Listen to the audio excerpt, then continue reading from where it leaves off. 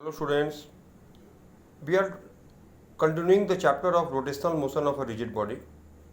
In previous classes and also in the last live class, we have discussed a lot about moment of inertia, what is the moment of inertia of different bodies, and now we are going to see two important theorems relating to this chapter, that is the theorem of parallel axis and the theorem of perpendicular axis. The theorem states that the moment of inertia of a body, see, parallel axis theorem means what? First let me tell you what is the meaning of the theorem, then we'll go to the definition. Suppose this is the axis passing through the center of mass of the body and whose moment of inertia we know. Now we want to shift the body axis towards this point. Now the axis which is not passing through center of mass, it is passing some other point at a distance a. The axis has been shifted by a distance a. Now I want to know the moment of inertia of that body about this point, about the point a. Okay, about this point which is at a distance a from the original axis. So as per this theorem, so a moment of inertia will be what? I is equal to ICM plus IM square. Okay, so what is this? I is equal to ICM plus IM square. Okay, so I is equal to ICM means what? Inertia, moment of inertia about the axis which is passing through center of mass.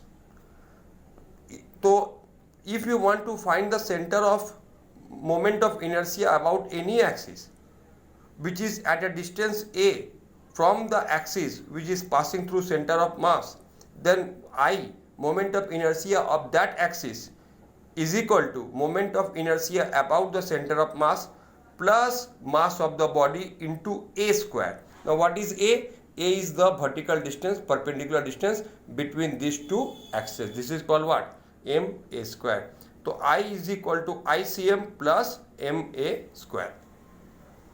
Okay. So this is the proof of this theorem is not required. Only you just go through it. So let's see what is the statement. The moment of inertia I of a body about any axis is equal to the moment of inertia, that is the ICM, about a parallel axis through its center of mass plus the product of the mass and the square of the perpendicular distance between the axes, that is the A. Okay, so A is what? A is the perpendicular distance between the axes. This is called A. Okay. Now after this we are going to perpendicular axis. Suppose on a plane lamina we have two axes, OX and OY. So we know the moment of inertia about OX, we know the moment of inertia about OY. Now we want to find the moment of inertia about an axis which is perpendicular to both OX and OY. So what is the formula? The formula will be, see, the theorem states that moment of inertia of a uniform plane lamina about an axis perpendicular to it is equal to the sum of the moments of inertia about any two mutually perpendicular axes in the plane intersecting the first axis. Okay, so means Iz is equal to Ix plus Iy. Iz means moment of inertia about the z axis will be equal to the moment of inertia about x axis plus y axis. Iz is equal to Ix plus Iy. So this two axis theorem we can apply without proof to find the moment of inertia about any point when the standard cases are not given. Okay, suppose we know that moment of inertia about what? About the center of the rod is ml square by 12. But if I want to shift the axis to the end, so how much distance I am shifting? L by 2. So what will be that? M L square by 12, that is the original, plus plus m L by 2 m by m L by 2 whole square, that is ml square by 4. On solving we get, so what is the moment of inertia about this axis, about passes through the end, is equal to ml square by 3. Okay.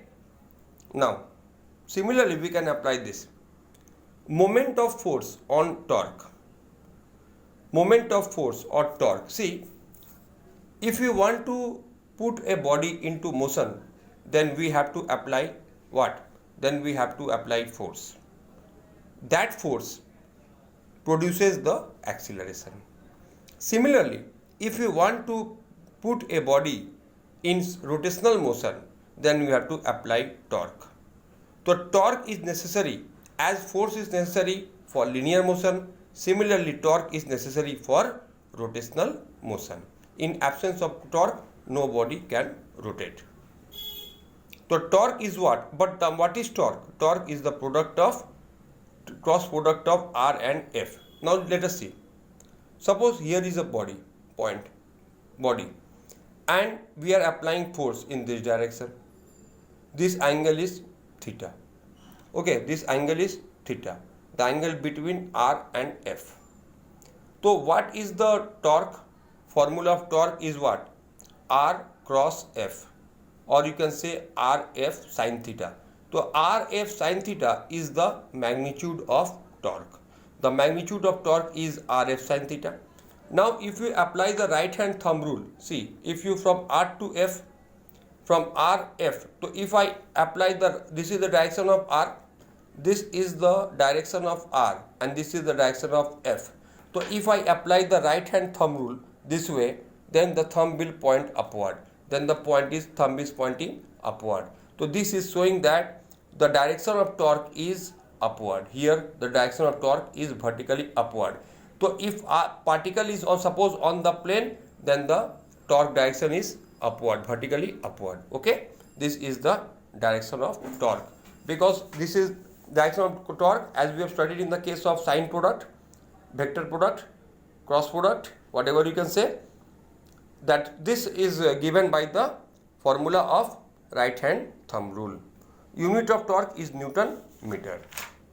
Now angular momentum.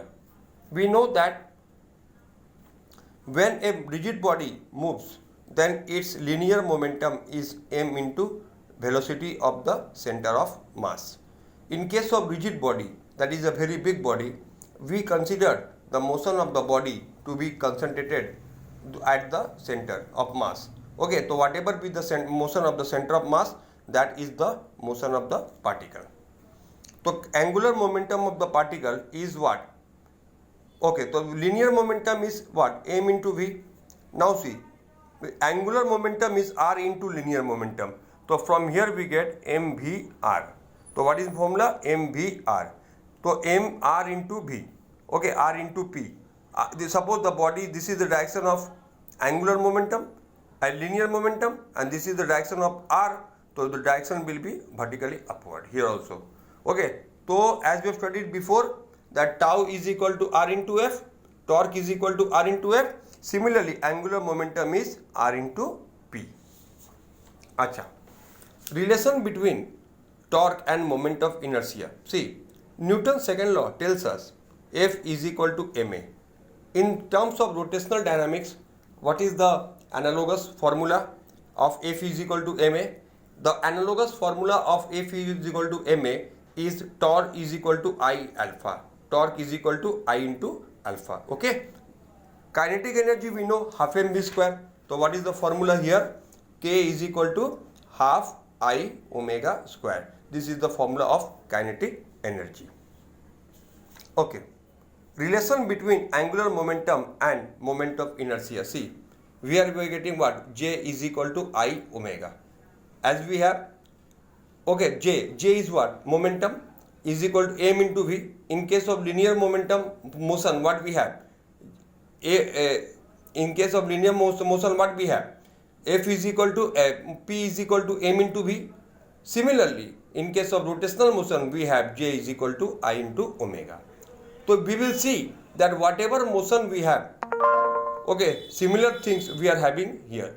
Okay, so similar things we are having here in terms of angular momentum. Okay students? Acha. Relation between torque and angular momentum. See, torque, rate of change of momentum. So here we are getting what? Rate of change of angular momentum is equal to torque. Tau is equal to I alpha. Alpha means what? D omega dt. So J is equal to I omega. So dj dt is also I. Okay. So I omega. So dj dt is what? I into d omega dt. So here we are having I into d omega dt for tau, and here we have for dj dt. So we can equate it. So what we got it? dj dt is equal to torque. So rate of change of angular momentum is equal to the external torque applied. This is equal to, analogous to Newton's second law of motion, which says that rate of change of momentum is proportional to force applied. Conservation of linear momentum. If suppose torque is 0, no external torque is applied, then dj dt is constant, is 0. So dj dt is 0 means J is constant. That is J is constant. So when J is constant, if no external torque is applied. Okay. Acha. So this is all about. So this chart gives us the comparison of rotational motion and the linear motion. Okay students. So please go through the what part is given and go through the book, and we will meet in the next class.